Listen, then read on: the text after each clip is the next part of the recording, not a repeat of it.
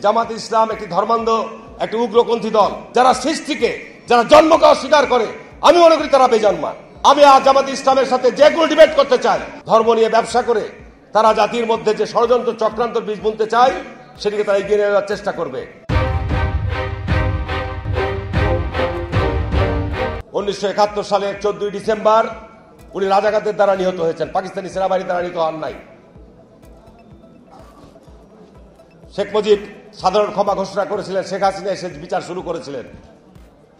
আজকে তারা যেভাবে আস্ফলন করে বেড়াচ্ছে, আমি মনে করি যে যুদ্ধ অপরাধীদের বিচার কন্টিনিউ করা দরকার রয়েছে। যে স্বাধীনতার উষা লগ্নে বহু পতিত মুক্তিযোদ্ধাকে তারা নির্মমভাবে হত্যা করেছে, এটা সঠিক।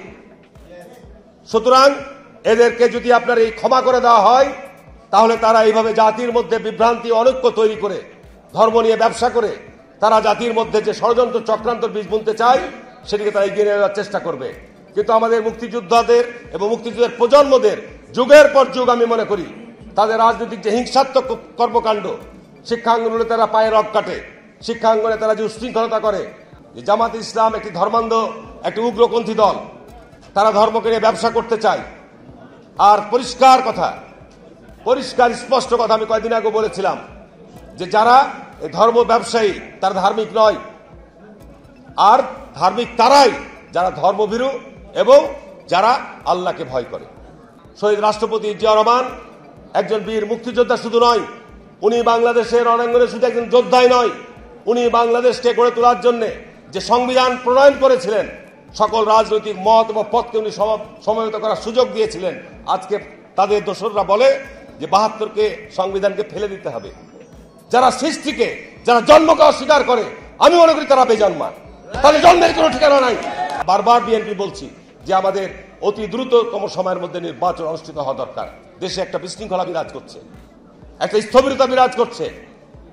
এখানে বিএনপি ক্ষমতা আসবে না, কে ক্ষমতা আসবে? কে ক্ষমতা আসবে বাংলাদেশে যদি আজকে 6 সালে 7 সালে যদি অন-11 সরকার মধ্যে যে সুষ্ঠু নির্বাচন হতো, তখনও বিএনপি ক্ষমতা আসতো। বিএনপিকে ক্ষমতা আসতে না দেওয়ার জন্য জাতীয় আন্তর্জাতিক ষড়যন্ত্র রয়েছে। আমি আজ জামাত ইসলামের সাথে যে কোনো ডিবেট করতে চাই। কত বড় তাদের আলেমরা রয়েছে, কোরআনের এবং হাদিসের কোন ব্যাখ্যায় রয়েছে যে আপনার পূজা মণ্ডপ পরিদর্শন করে গিয়ে আলেম ওলামাদের বেশ ধারণ করে সেখানে গিয়ে আপনি গীতা পাঠ করবেন? এই যে আপনাদের কোন ইসলামিক আইনের মধ্যে, ইসলামিক দর্শনের মধ্যে রয়েছেন?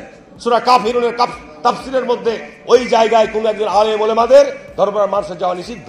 তার কারণ জমিনের মধ্যে সবচাইতে বড় আপনার শিরকি পূজা হয় আপনার দুর্গা পূজা। সেখানে ওনারা যে আপনার ইসলামিক গজল গাইতে শুরু করছেন চিরাগে, কি ব্যবস্থা নিয়েছেন এই সমস্ত আলেমদের বিরুদ্ধে? এই সমস্ত আপনাদের তথাকথিত ভুয়া আলেমদের বিরুদ্ধে কি ব্যবস্থা গ্রহণ করেছেন?